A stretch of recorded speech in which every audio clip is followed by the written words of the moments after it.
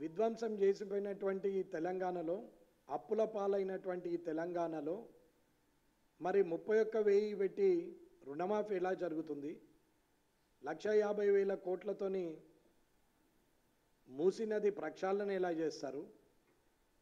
ఎవరు అడిగితే వారికి 300 అక్బరుద్దీన్ గారు అడిగారని 300 కోట్లతోని అక్కడ మెట్రో వస్తుంది, 400 కోట్లతోని అక్కడ ఫ్లైఓవర్ వేస్తాము అని ఎలా చెప్తున్నారు? అలాగే యంగ్ ఇండియా స్కిల్ యూనివర్సిటీని అక్కడ ముచ్చర్లలో వేస్తామని ఇలా చెప్తున్నారు. అప్పుడే కేంద్ర ప్రభుత్వము ఏమీ ఇవ్వలేదు, గాడిది గుడ్డు ఇచ్చింది అని చెప్పేసి అసెంబ్లీలో కూడా మాట్లాడుతున్నటువంటి సందర్భంలో ప్రజాక్షేత్రంలో, రాజకీయ క్షేత్రంలో ఏదైనా మాట్లాడొచ్చు, కానీ శాసనసభలో మాత్రము సంస్కారవంతంగా పద్ధతిగా మాట్లాడాల్సిన అవసరం ఉంది. ఒకవేళ మీరన్నట్టే గాడిది గుడ్డే ఇచ్చినట్టయితే మీరు అది శాసనసభ ప్రత్యక్ష ప్రసారంలోనే, ప్రజల సమక్షంలోనే శాసనసభ నడుస్తున్నప్పుడు కేంద్ర ప్రభుత్వం ఏమీ ఇవ్వలేదని చెప్పమంటే చెప్పరు. దానికి ముఖ్యమంత్రి గారు సమాధానం చెప్పరు, శాసనసభ వ్యవహారాల శాఖ మంత్రి శ్రీధర్ బాబు గారు చెప్పరు. చెప్పండి, మీరు ఇచ్చిండ్రా ఇవ్వలేదా కేంద్ర ప్రభుత్వం అనేది మీరు చెప్పండి. ఇవ్వలేదు అని అంటే ఇవ్వలేదని చెప్పండి, ఇస్తే ఎంత ఇచ్చిందో చెప్పండి అని మేము అడిగితే సమాధానం లేదు. మైక్ ఇవ్వమంటే మైక్ ఇవ్వరు. వారు మాత్రం మైక్లో నేను చదివితే, శాసనసభ వ్యవహారాల శాఖ మంత్రి గారు అంటారు, నేను చదివితే మీరు ఎక్కడుంటారు, ఏమీ ఇవ్వలేదు, నేను చదువుతా ఎంత ఇచ్చిరో తెలుసా, నేను చదివితే మీరు ఇక్కడ ఉండరు అంటారు. అన్నా పర్వాలేదు చదవండి మంత్రి గారు, ఏమీ ఇవ్వలేదు కేంద్రం అంటే జనం బుద్ధి చెప్తారు, ఆ పార్టీలో మేము ఎమ్మెల్యేలు అయినందుకు మాకు కూడా బుద్ధి చెప్తారు. ఒకవేళ ఇచ్చినట్టయితే కేంద్ర ప్రభుత్వము ఇచ్చిండ్రని చెప్పండి, ప్రజలు ప్రశంసిస్తారు. కానీ మీరు ఏది చెప్పకుండా ఇయ్యలేదంటే ఇవ్వలేదు, మొత్తానికి ఇవ్వలేదని చెప్పండి. లేదు ఇస్తే ఎంత ఇచ్చారో చెప్పండి అంటే అక్బరుద్దీన్ గారికి పంపించారు. వీళ్ళకి ఏం భయమో అర్థం కాదు. 7 ఉన్న ఒక్క వ్యక్తి 2 గంటలు 3 గంటలు మాట్లాడినా కానీ అక్బరుద్దీన్ గారు మాట్లాడితే సినిమా చూసినట్టు నిమ్మలంగా కూర్చుండి మాట్లాడతారు, అట్లాగే చూస్తారు. 8 మంది బీజేపీ సభ్యులు ఉన్నటువంటి బీజేపీ సభ్యులకు 15 నిమిషాలు సమయం ఏమంటే కూడా ఇయర్ కట్ చేస్తారు. ఇకపోతే టీఆర్ఎస్కి వాళ్ళకి పాత పురాణం భూత పురాణం తప్ప ఇంకా వేరే ప్రజా ప్రయోజనాలు ఏమీ లేవు, ప్రజా సమస్యలు పట్టింపు లేవు. ఇక్కడ కనీసం బ్లాక్ టికెట్ల దగ్గర కొట్లాడినా కానీ కనీసం పద్ధతిగా ఉంటాయేమో తిట్లు, కానీ అక్కడ మాత్రం అవి కూడా లేకుండా భూత పురాణం ఓపెన్ చేస్తున్నారు. ఏమన్నంటే కొట్టుకునే పరిస్థితి. ఇక్కడ పెద్ద మనుషులకు అక్కడ పెద్ద మనుషులకు కనీసం బుద్ధి చెప్పాలనే ఆలోచన కూడా లేదు.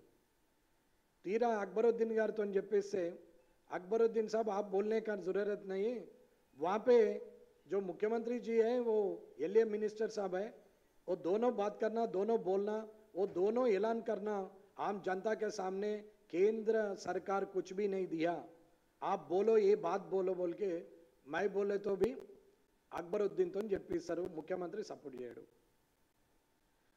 కేంద్ర మంత్రి కిషన్ రెడ్డి గారు 9 లక్షల కోట్లు ఇచ్చినట్టు పవర్ పాయింట్ ప్రెజెంటేషన్ ఇవ్వగానే కాదు, ఇచ్చింది కాదు అని మాట్లాడతారు.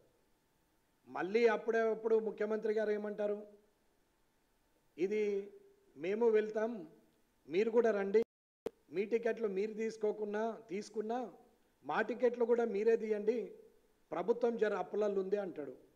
అప్పుడప్పుడు మళ్ళీ 1,50,000 కోట్లు పెట్టి నేను మూసీ నది ప్రక్షాళన చేస్తా, అక్బరుద్దీన్ గారికి 300 కోట్లతోని మెట్రో చేస్తా అంటాడు. ఇవాళ ఏమి చెప్పినా కానీ అప్పుడే అప్పులు అంటాడు, అప్పుడే మళ్ళీ శాంక్షన్లు అంటాడు, అప్పుడే శంకుస్థాపనలు అంటాడు, అప్పుడే మళ్ళీ తెలంగాణ విధ్వంసం జరిగిపోయిందని అంటాడు. అసలు ఒక ముఖ్యమంత్రిగా, ఒక శాసనసభ వ్యవహారాల మంత్రిగా వారు ఆ పదవికి వన్నెదేవాలి, కానీ చిన్నపిల్లల్లాగా మాట మీద నిలబడకుండా ఎవరికి దొరికితే వారు ఇష్టం ఉన్నట్టు మాట్లాడుతున్నటువంటి సందర్భం. జాబితా క్యాలెండర్ను, ఉద్యోగ క్యాలెండర్ను అనౌన్స్మెంట్ చేశారు. పర్వాలేదు, ఉద్యోగాలు వచ్చి ప్రమోషన్ల మీద ఉద్యోగి ఒకటి ఆలోచిస్తాడు. ఉద్యోగం వచ్చినప్పుడు నేను రిటైర్ అయ్యేటప్పుడు ఈ స్థాయిలో ఉంటా అని ఆలోచిస్తారు. కానీ ఉద్యోగాలు ఇచ్చుడు సంబంధి దేవుడెరిగి ప్రమోషన్లు ఇచ్చే పరిస్థితుల్లో కూడా లేదు. గత 10-12 సంవత్సరాలుగా మురళీధర్ రావు గారు కానీ, గణపతి రెడ్డి గారు కానీ, కిషన్ రావు గారు కానీ వీళ్ళందరూ కూడా ఎక్స్టెన్షన్ మీద రిటైర్డ్ ఎంప్లాయీస్ని అట్లనే కంటిన్యూ చేస్తూ పోతున్నారు. కింది స్థాయి ఉద్యోగులు ప్రమోషన్ రాక అక్కడే ఆగిపోయి సిఈ లెవెల్లో రిటైర్ అయిపోతూ పోతున్నారు. మరి తుల్జానంద్ గారు ఉన్నారని చెప్పి చారి గారిది ఆగింది అసెంబ్లీ సెక్రటరీగా. ఇవాళ చారి గారు ఎక్స్టెన్షన్లో ఉంటే నెక్స్ట్ మంత్ రిటైర్ అయిపోయే అతను సెక్రటరీగా ప్రమోషన్ రాకుండానే రిటైర్ అయిపోయే పరిస్థితి. ఇట్లా నేను ఒక 5-6 పేర్లు చెప్తే మిగతా వాళ్ళది లేదని కాదు, సెక్రటరేట్ మొత్తం మీద కూడా రిటైర్మెంట్ ఎంప్లాయీస్తోనే రన్ చేస్తున్నారు. ఎందుకు? మతలబ్ ఏంది? అవసరం ఏముంది? వారికే అంత తెలివితేటలుండి రాష్ట్రాన్ని నడిపే పరిస్థితిలో ఉన్నారు అని మీరంటే వారి తర్వాత ఉన్నటువంటి ఉద్యోగులు పనికిరాని వారా, అసమర్థులా అనేది ఒకసారి ఆలోచించాలి. రిటైర్మెంట్ ఉద్యోగులను నేను తీసేస్తాని అసలే తీసుకొనని పేపర్ స్టేట్మెంట్ ఇచ్చిన ముఖ్యమంత్రి గారు నిన్న అసెంబ్లీలో అడుగుదామని అంటే మైకే ఇవ్వరు. ఏం మాట్లాడతారని అడుగుతారు. అసెంబ్లీలో మాట్లాడినంత మాత్రాన మీడియా పాయింట్ దగ్గర మాట్లాడచ్చే అవకాశం ఉంది. అది లేకపోతే ప్రెస్ మీట్ చేసే అవకాశం ఉంది. ప్రజలకు ఏదో ఒక మాధ్యమం ద్వారానైతే చెప్పగలుగుతాం. ఇకపోతే రెండోది మంత్రుల పేషీలు.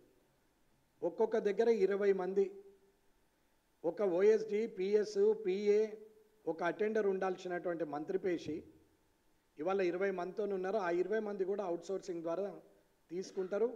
అవుట్సోర్సింగ్ కూడా ఎవరి ద్వారా అనేది తెలియదు. అంతా వాళ్ళకి దగ్గర ఉన్న వాళ్ళు. 2 పోతే 6 ఛాయ్ ఇచ్చేటోళ్ళు ఉంటారు.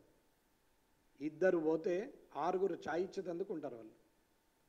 ఒక్క పేపర్ కావాలంటే 8 మంది ఉంటారు పేపర్ అందించేందుకు. ప్రజాధనం ఎంత దుర్వినియోగం అయిపోతుంది అనేది ఒకసారి ప్రజలు గమనించాలని చెప్తున్నాం. ఇది మంత్రుల పేషీలు. ఇకపోతే తర్వాత ప్రిన్సిపల్ సెక్రటరీస్ పేషీలల్లో ఒక్కొక్కరికి 2, 4, 6, 8, 9 డిపార్ట్మెంట్లు ఇస్తున్నారు. అంటే మిగతా కలెక్టర్లు, ఐఏఎస్లు అసమర్థులనా లేకపోతే వీరే సమర్థులనా? ఇంకొకరికి అదనపు భారం అవుతుందనా? మరి ఇన్ని డిపార్ట్మెంట్లు ఒక్కొక్కరికి ఎందుకు ఇస్తున్నారు అనేది అర్థం కాదు. అంటే రిటైర్ అయిన ఉద్యోగస్తులే సమర్థులు, వారి తర్వాత తరం వారు సమర్థులు గారని అన్నట్ట. ఉన్న కొందరు కలెక్టర్లు, ఐఏఎస్లకే డిపార్ట్మెంట్లు ఎక్కువ ఇవ్వడం వల్ల మిగతా ఐఏఎస్లు అసమర్థులనా ఏంటి అనేది ఆలోచించాలి. అన్నిటికన్నా ముఖ్యమైనది,